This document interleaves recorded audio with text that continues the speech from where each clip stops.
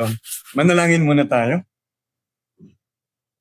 Maraming salamat o Panginoon sa pagkakataon muli na inyong pinagkakalob sa amin upang makapagpatuloy kami sa aming lingguang paaralan at sa panibagong serye ng aming pag-aaralan. Dalangin ko na ito'y maging pagpapala sa bawat isa, maging kaparaanan niyo pa rin ito upang kami na mga mananampalataya ay mapagtibay sa mga doktrina at katuruan ng banal na kasulatan at magbunsod ito ng pamumuhay na nagpapasalamat at nagpapasako sa Panginoong Jesucristo bilang siya ang ulo ng iglesia. Kaya niyo kaming pangunahan, kahabagan kami, ibukas ang mga araling ito sa bawat isang makikinig at ilayon ninyo, O Diyos, na magbunga ito sa aming mga personal at pampamilyang mga ugnayan. Ito ang aming dalangin sa pangalan ni Jesus. Amen. So, sa pagsisikap na alamin at mapagtibay ang kaalaman natin sa mga doktrina, ay napakaganda na balikan natin ang ating confession. So tayo po ay dun sa ating bagong logo, nilagay na po natin dun. No? 1689, we hold the 1689 confession, we subscribe. We believe partial subscription to the 1689 confession. We are confessional. We are creedal, Christ-centered preaching, okay, and covenantal. So yun ang mga pinanghahawakan natin. We believe in covenants, and that's the way we understand and we read the scriptures according to God's covenants. And then creeds, ito yung mga hindi siya kapantay ng otoridad sa scripture, but these are in the providence of God, ipinagkaloob niya ito upang ingatan ang iglesia sa bawat henerasyon, sa bawat salinlahi. And then also, we have confession. Naniniwala po tayo sa kahalagahan ng confession upang hindi tayo bumulusok sa kamalian at hindi tayo maging excessive. Okay? So it serves as a guardrail ng pamumuhay iglesia at pamumuhay bilang isang mananampalataya. At ang pinanghahawakan nating confession ay ang tinatawag sa kasaysayan na Baptist Confession of Faith of 1689. Kaya sa hapong ito, I'll just give the preliminary history, at least a general history para malaman naman natin kung ano ang pinagdaanan at kung paano nagsimula ang ating confession na ito. So, in England, it so happened na nilayon ng Diyos na ang majority of Christianity, kaya alam natin from the book of Acts, the church started in Jerusalem, the New Testament church, okay? Naniniwala po tayo na even in the Old Testament, there's already the church, the assembly of Yahweh, or the Kahal Yahweh, the Church of God in the wilderness. So, mayroon ng iglesia sa ilang or in the wilderness sa panahon ng Old Testament. Ngayon, nung dumating si Kristo in the New Testament, we have the Acts chapter 2 at doon nagsimula ang New Testament church. Okay? And Jerusalem. And then, dahil nagkaroon ng tinatawag na persecution ng mga believers, sila'y nawatak-watak. Tinawag itong diaspora. Napunta sa iba't ibang dako. Towards the first 5 centuries, may mga mananampalataya na. Ito na yung patay na yung mga apostles. Okay? And then, in the first 5 centuries, we have the mga individuals na ginamit ng Panginoon na ipaglinaw ang mga katuruan, doktrina. Pagdating ng 17th century, ang majority ng Christianity ay nasa England. Okay? And in England, during the 17th century, to be exact, 1630s and 1640s, nagkaroon na ng tinatawag na ito yung naging beauty ng church, no? Jerusalem, iisa lang. Tapos dahil sa persecution na watak-watak sila, mayroon ng mga congregations at nagkaroon na yan ng mga pagtitipon. At sa mga pagtitipong ito, may mga distinguishing marks na sila. And then, in 17th century, mayroon na, malinaw na sa kanila kung sino yung mga Congregationalists at mga Baptists. Okay? And these two emerged from the Church of England under the persecution at the hands of the Parliament and the Crown. Parliament, the civil government, and then of course the Crown, led by the Pope. Okay? May dalawa kasi silang government, isa ay civil and then isa ay religious. And the latter were making repeated efforts to impose one state religion upon the entire land of England. May tinawag sila, so nagkaroon ng ganoon na persecution. In 1660s, mayroong tinawag na Clarendon Code. Okay? The Clarendon Code. And it was adapted to crush all dissent from the official religion of the state. Ang Clarendon Code was a series of laws enacted to enforce religious conformity to the Church of England and to suppress non-conformists. So dahil ang nais ng Inglaterra ay magkaroon ng iisang state religion, kaya nagpalabas sila, yung mga tumatanggi sa kanila ay kanilang hinuhuli, pinapersecute. Okay? Ngunit sadyang mayroon talaga na mga non-conformist, ayaw nilang makipagkaisa sa state religion ng Inglaterra. Kaya, England mismo nagpalabas ng series of law na tinatawag na Clarendon Code. And it is to enforce, coerce, okay, religious conformity. And dito na nagkaroon ng persecution upon Presbyterians, Congregationalists, Baptists, and others. And brave men of this period came to be known as Puritans. So, may mga individuals na kung saan they rejected to conform, they didn't conform to the Church of England having state religion. At ang mga individuals na to, tinawag silang mga Puritans. And their united front of doctrinal agreement was a main reason for their success in resisting government tyranny. Because, at hanggang ngayon, napakaganda na isa sa dapat nating ipagbunyi sa ating bansa ay yung tinatawag nating religious freedom. But during this time, in the 17th century, hindi yun ang kaisipan ng Inglaterra. Kung mayroong ang nais ng Inglaterra ay mayroong isang religion, state religion. At kung ayaw mo, then alis ka sa Inglaterra. Ngunit kung you will stay and you don't want to conform to the state religion of England, you would be persecuted.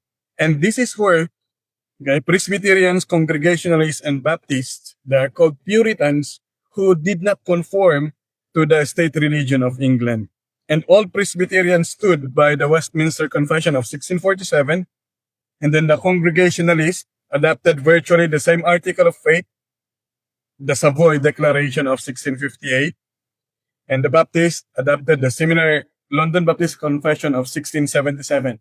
So, from 1647 to 1677, these are the times kasagsagan ng persecution ng state religion. Nag-i-impose ang Inglaterra ng state religion. But then, in the providence of God at sa biyaya ng Panginoon sa mga mananampalataya, may mga individuals, churches who did not conform. And some like the Presbyterians, they did their own confession. Tinawag nila itong Westminster. And then the Savoy Declaration that was in 1658. And then the first London Baptist Confession of Faith, it was in 1677. Now, nice kung makita natin na dalawa yung year na binabanggit natin when it comes to the London Baptist Confession of Faith. In 1677 and also in 1689. Dahil nung 1677, it was already laid out, pero dahil sa persecution, hindi ito na-publish. Na-publish na lang ito ng 1689. Okay? Pero yung 1689 content was very much the same with the 1677. No? And this confession played an important role in Baptist history.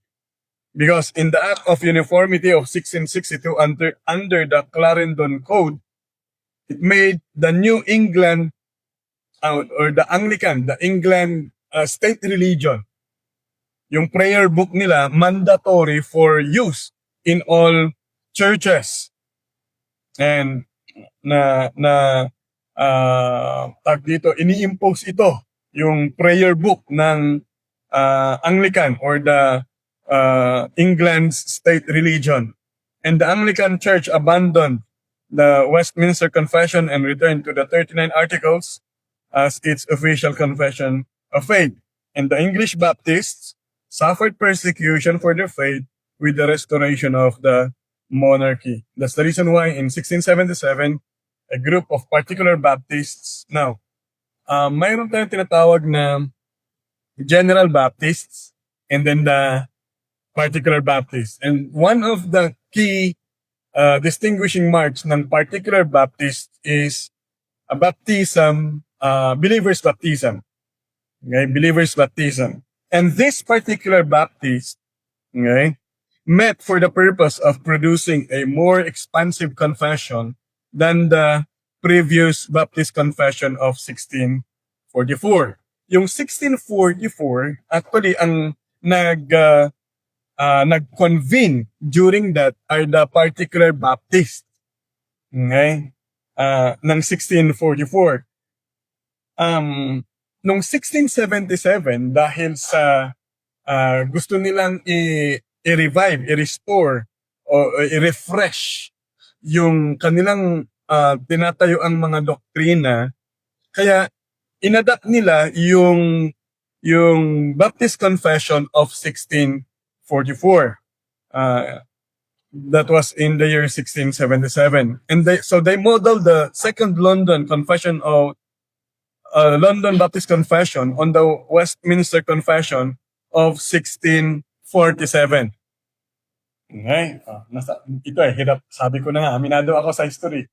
1644, my Baptist Confession. 1647, my Westminster. In 1658, my Savoy. And then in 1677, yung first London Baptist Confession, na yung laman ng 1677, binalikan nila yung 1644. Okay? At yun din ang ni-revive o pinablish noong 1689. Okay? So yung 1689, 1677, and 1644, iisa lang yung content. Okay? At ang may-ari niyan ay ang mga Particular Baptist. Okay?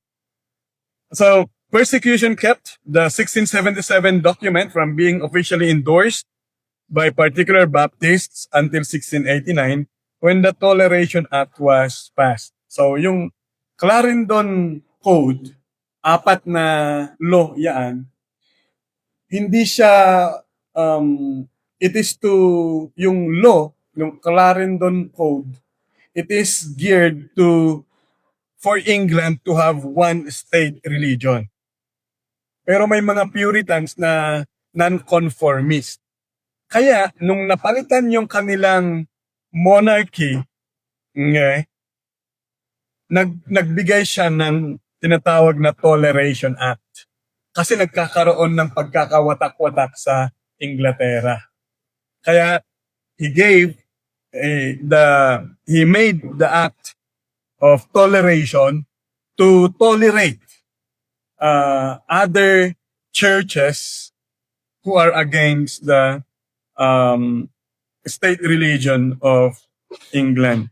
And this enabled religious freedom to coexist against the established churches in England and Scotland. And so representatives from over 100 particular Baptist churches met in London from July 3 to 11 to discuss and endorse the 1677 document. So mga particular Baptist po ang nagkita-kita July 3 to July 7, and they endorsed the 1677 document. Though the confession was published, uh, the General Assembly of particular Baptist churches adopted it in 1689. Okay, it was in 1689 that the General Assembly of particular Baptists adopted the 1677. So before the October Reformation, mayroong General Assembly ng September.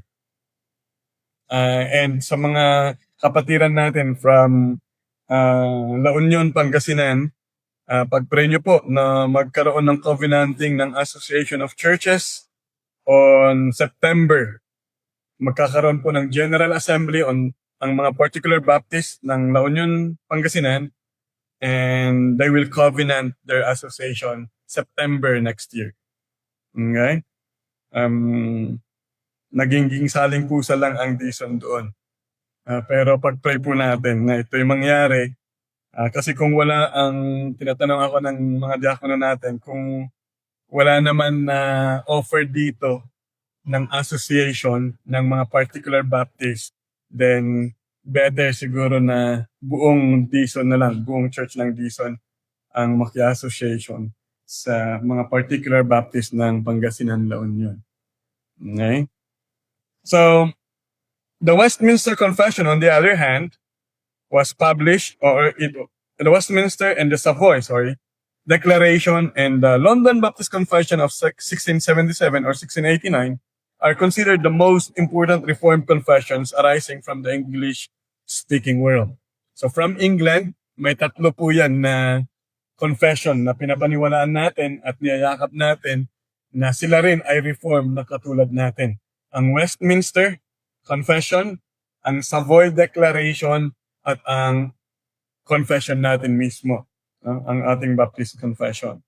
And here is Charles Spurgeon, who said, "This little volume, speaking to the confession, is not issued as an authoritative rule or code of faith whereby you are to be fettered."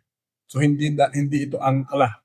It's not something that it will put you into prison or it will imprison you, sabi niya, but as an assistance to you in controversy. So there are controversies na kinakaharap noong 1644, 1677, 1658, and then 1689. May mga kinakaharap na mga issues, church issues ang mga ito. At naging mabisang pamamaraan to address the controversies yung confession.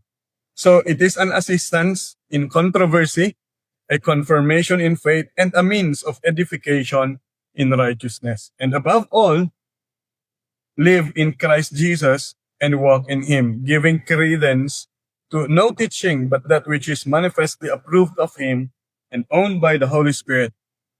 Itong panghuling sinabi ni Charles Spurgeon, cleave fast to the Word of God, which is here mapped out for you. Or is it mapped out? Sabi ni Charles Spurgeon, it is in the confession. So what we have now in our confession is a faithful teaching of the Scripture, but not in the same or not in par when it comes to authority. Ang confession ay nagpapasakop pa rin yan, nagpapasailalim pa rin yan sa Scripture. But, okay, it is a faithful teaching, a faithful interpretation of the Scripture. Okay, that's how we understand and that's how we value our confession. It is not hindi katulad ng otoridad ng banal na kasulatan, but it is a faithful interpretation or understanding of the scripture. And yes, it is under the authority of the scripture. Now, having that kind of, at least, a general understanding of the context, nais ko lang na bigyan natin. Sinasabi natin na yung Westminster Confession, the Savoy Declaration, at yung ating confession, these are the most important Reformed confessions. At nais ko na makita natin ang mga ito. Hindi natin dinedemonize ang Westminster Confession ng ating mga Presbyterian brethren. Ganon din ang Savoy Declaration. Okay? So, the Westminster Confession of 1647. Alam natin that there was a war raging in England between the Puritan Parliament and the Crown, the King, from 1642 to 1649. And so there were changes that were made in Anglican Church dahil sa may political, kailangan ng England ng support from other nations, at nung pinadala nila may mga condition yan. Like for example, you will adhere to our beliefs and so on and so forth. Ganon din sa Pilipinas, nangyari yan sa atin. Nangyayari yan.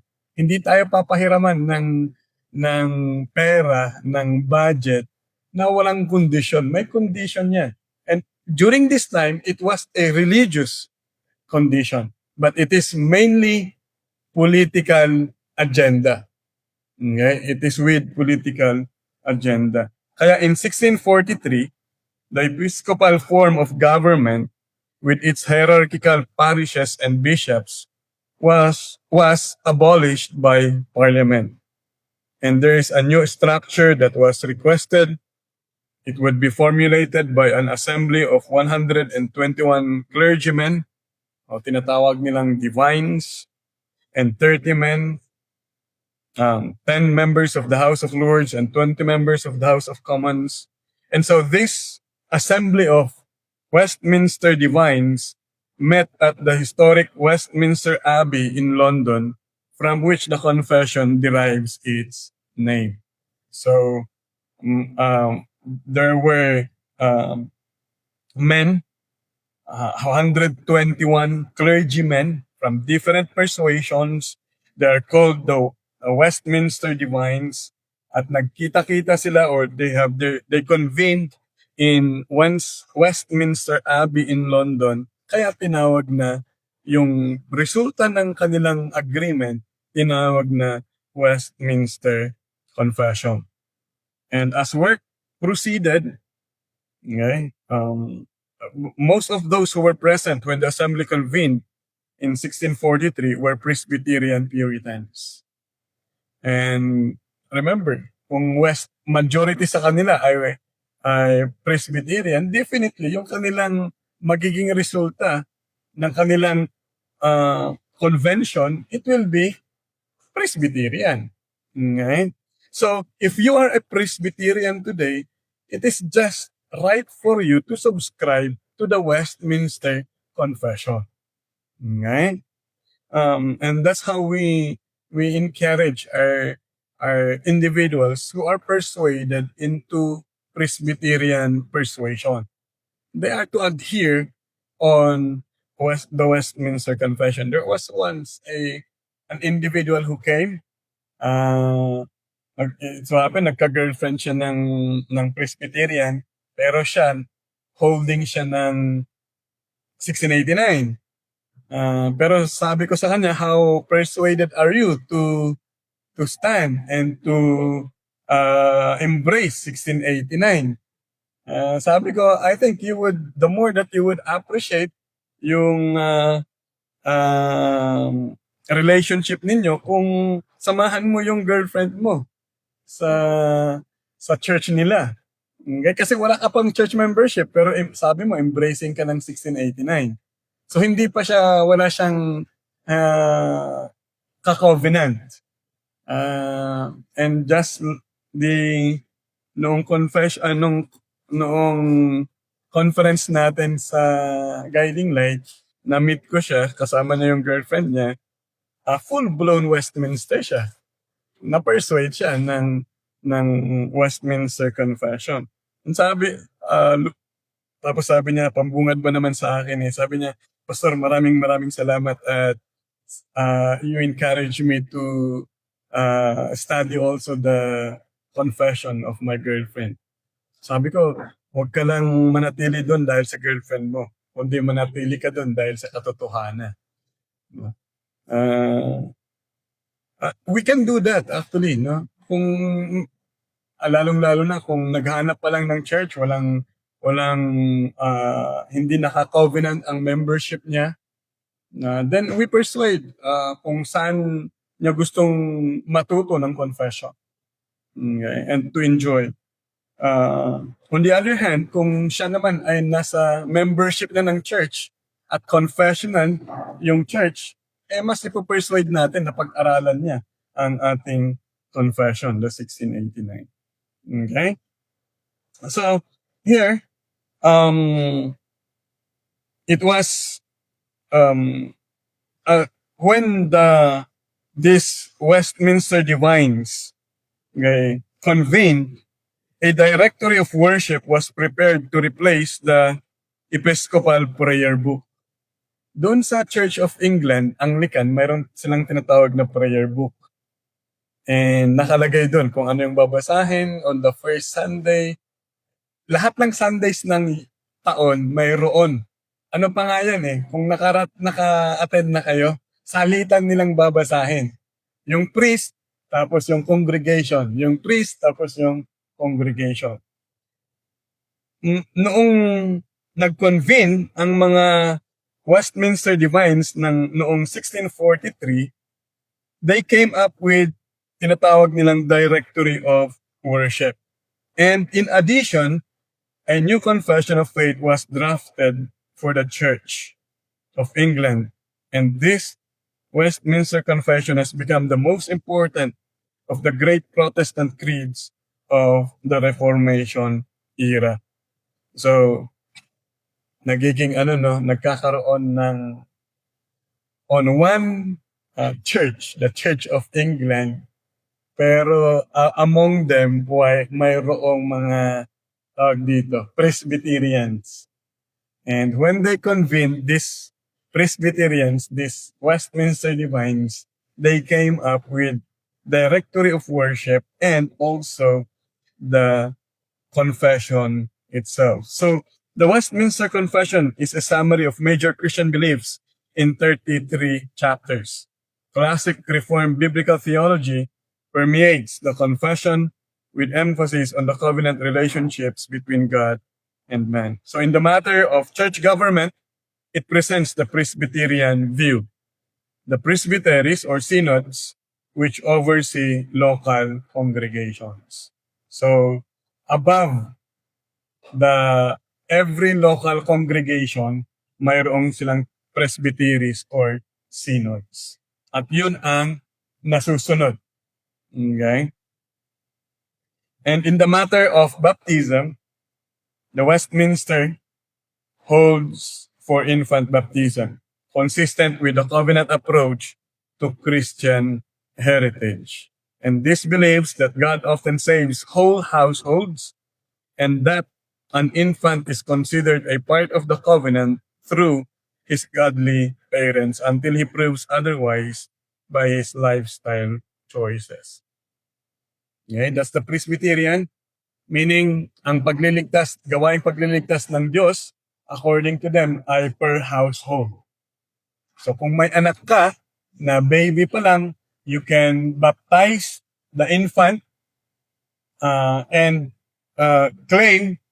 consider that infant as part of the covenant family until kung lumaki na siya, he will prove himself as unregenerate, then doon mo sila ihihiwalay. Doon mo sila i-consider as no longer part of the church or part of the covenant family. And to help explain the confession, and to further help explain the Westminster Confession, a larger catechism was prepared by the Westminster Assembly to be used by ministers in the pulpit for public teaching, and then a shorter catechism was published for instructing children. Now, this is something that we owe to our Presbyterian brethren. Yung larger catechism at saka yung shorter catechism. We can use that. Okay? And if you have browsed it, napakaganda. Diba? It presents learning by catechism, Q&A. You will throw a question and you will give the answer. Okay? You will throw a question, you will give the answer. That's to mold the mind of the child. Okay? Until such time that the child mismo sa kanyang paglaki o as he matures, he will prove himself unregenerate. But until then, you must consider him as part of the covenant household. Meaning, bahagi siya ng pamilyang Kristiyano. Okay? So that's the Westminster. So it was also adopted for common use in 1647 by the General Assembly of the Church of Scotland, and the confession remains the authoritative statement of faith in most Presbyterian churches. Now, we need to understand that a Baptist cannot have a Westminster confession. And a Presbyterian must always have a Westminster confession. Okay? Kaya kung Presbyterian ka, hindi mo po pwedeng ariin na confession yung 1689. Okay? It is just that if you're a Presbyterian, then you must subscribe to the Westminster Confession. Now, in 1658 is the Savoy Declaration. Many conservative evangelical Christians found the Westminster Confession to be an accurate statement of faith according to the scriptures, but they differed in the matters of church government and baptism.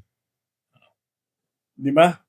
Kung Presbyterian ka, you baptize children, then dapat Westminster Confession ka. Pero, kalaunan, noong 1658, may nabuo na pagtitipon na kung saan ang mga ito ay iba sila sa Westminster Confession. They differed in matters of church government kasi may synod eh. Over the church is the synod, the presbyteries. And, hindi lang yun. Ayaw nila yung infant baptism. And so, this fell into two groups. First, the congregational, and then the Baptist. Okay?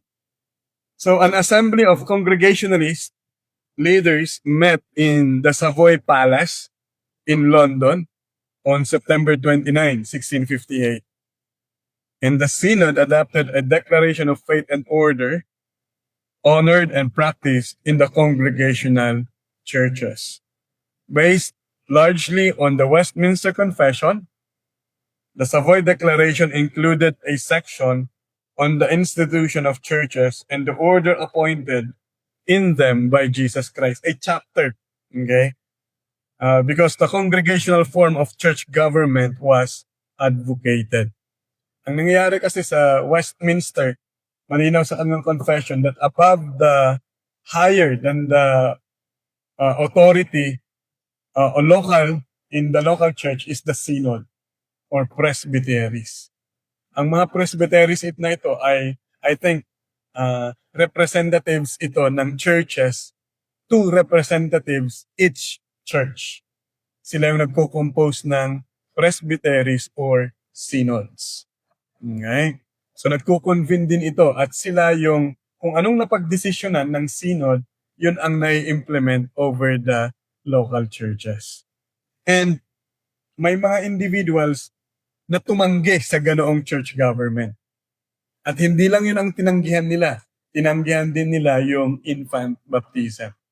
Kaya, yung pagtanggi na yon, dalawang grupo ang umusbong. The Congregationalist who adheres to the Savoy, and then the Baptist who adheres to the Baptist Confession.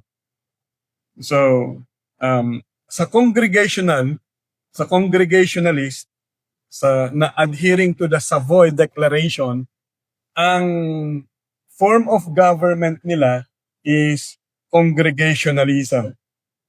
It is the whole congregation that decides. No, but remember, that's not Baptist. Hindi yan Baptist. Okay, they are congregationalists, and they are adhering to the Savoy Declaration. Okay? Now, let's proceed on the Baptist Confession of 1677. So those who understood the scriptures to teach believers baptism also needed a clear statement of faith, and these were known as Baptists. So, feeling their substantial unity with the sufferings of the Presbyterians and Congregationalists under the same cruel injustice of the Church or the state of England, Baptists met to publish their substantial harmony with the Presbyterian and with the Congregationalist.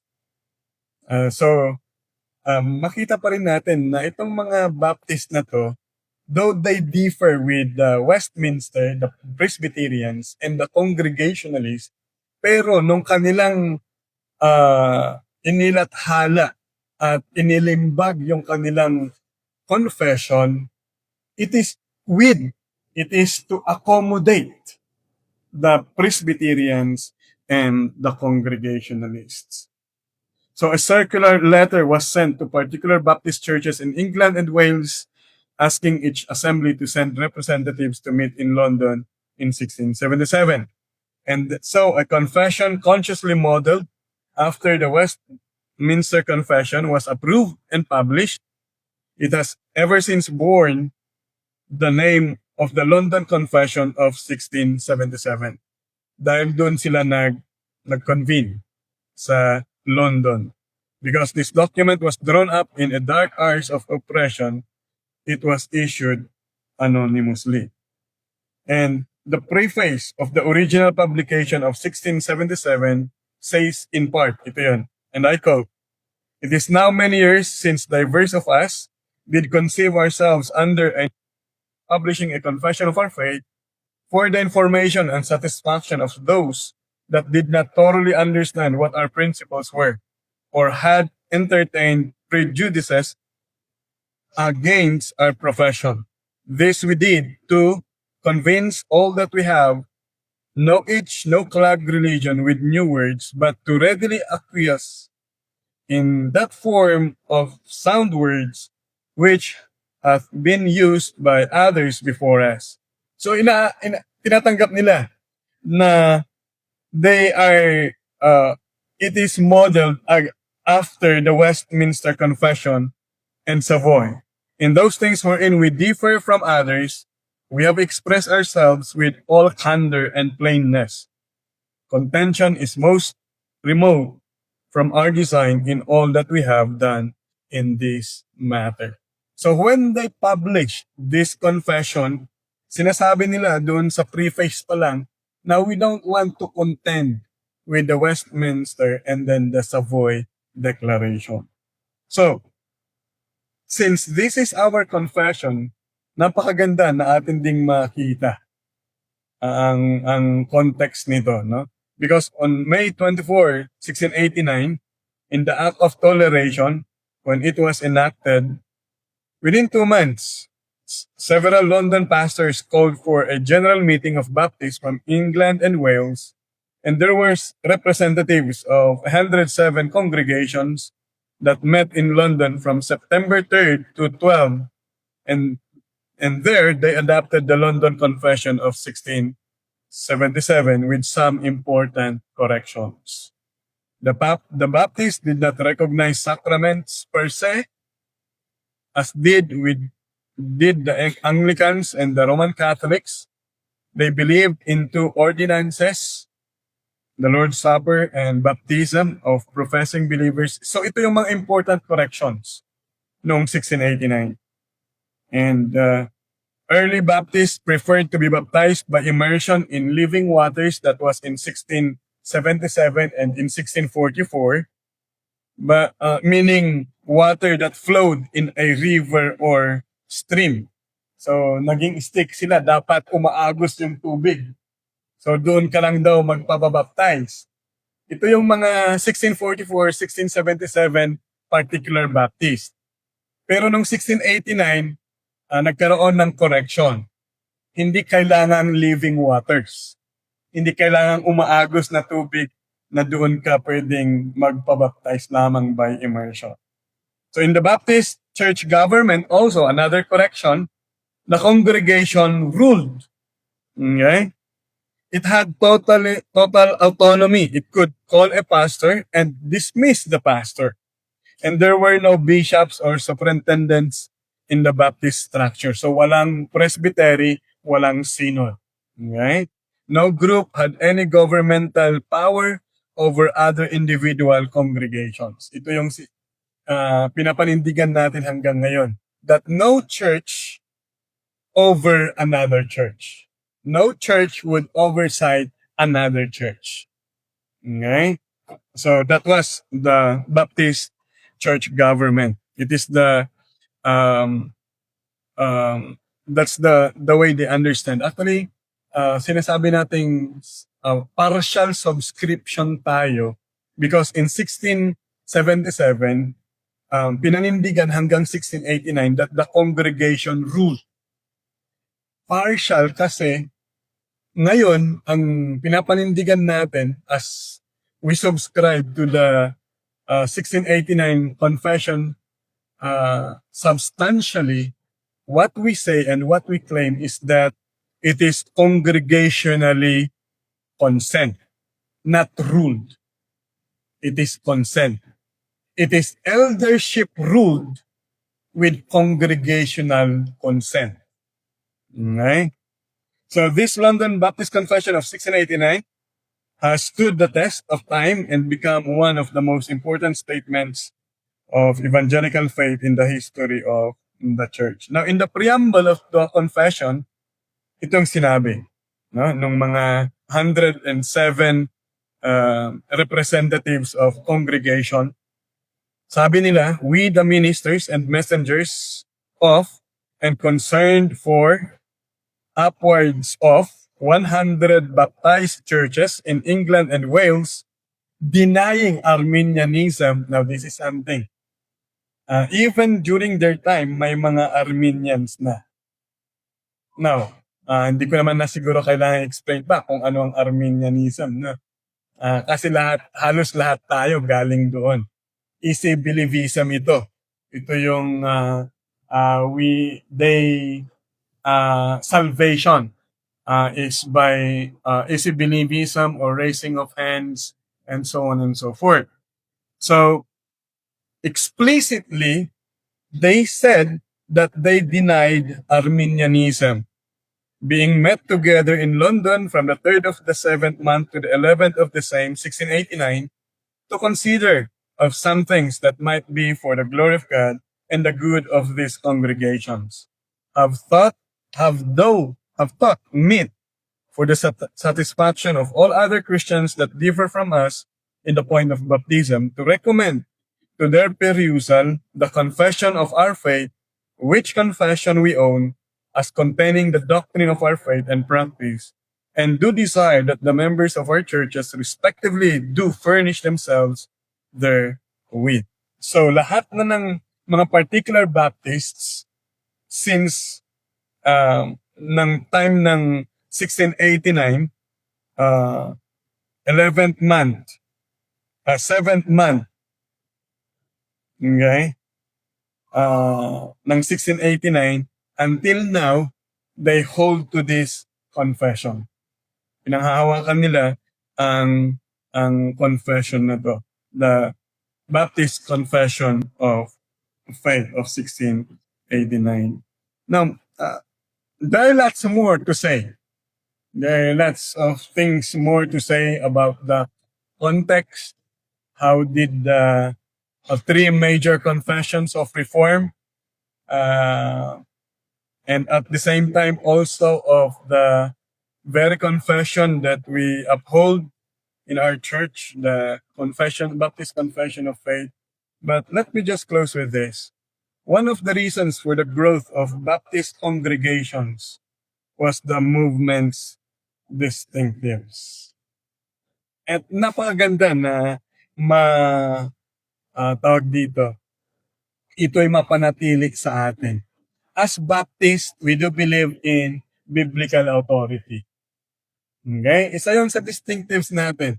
We believe in biblical authority, autonomy of the church, two sacraments, okay? The Lord's Supper and baptism, two offices, the office of elder and diaconate, okay? Separation of church and state. At isa pa, ano pa yung isang nakalimut distinctive natin? A priesthood of all believers. Okay? The priesthood of all believers. And then, ano pa? Separation of church and state. And then, individual soul liberty. Isa ito na distinctive ng Baptist na hindi lahat ng ang pagliligtas ng Diyos ay hindi by household, kundi ang pagliligtas ng Panginoon and even ng kanyang tipanan ay per individual. Okay? So we believe in individual salvation. Okay? So those are the things in our as our distinctives that it made an exponential growth of Baptist congregations. And napakaganda na sa kapanahunan natin na ang dami ng Baptist. May Eastern, Western, may International, may Bible Bap, mayroong Southern Bap, may First Bap. Okay? Napakaganda na kung tayo ay adhering to the 1689 Baptist Confession of Faith, i-uphold natin ang distinctives ng mga particular Baptists. Particular, meaning they are very much Calvinistic in their preaching and in their practice. And at the same time, ay very robust ang kanilang doktrina at katuruan. And so I challenge the church and even sa mission na ating inako sa dako ng Aringay na mapanatili tayo sa confession nito at mapalawig pa natin ang mga katuruan ng banal na kasulatan. It is not in same authority with the scriptures, but there are controversies. There are some values of having confession, no?